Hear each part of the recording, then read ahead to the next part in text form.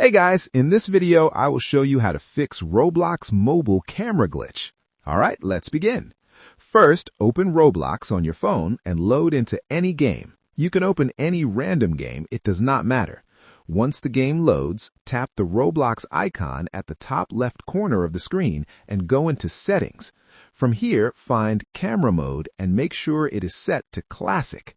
This is important because other camera modes can sometimes cause camera glitches on mobile. After that, close the Roblox app completely. Now open your Android phone settings and go to Search. Search for Roblox inside Settings and access it.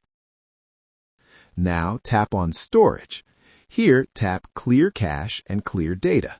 This helps remove corrupted files that can cause camera issues. If you are using an iPhone, instead of clearing cache, go to iPhone Storage, select Roblox, tap Offload App, and then reinstall it. Open Roblox again and join a game to check the camera. So that's basically how you can fix Roblox mobile camera glitch. That's it for this video. Thanks.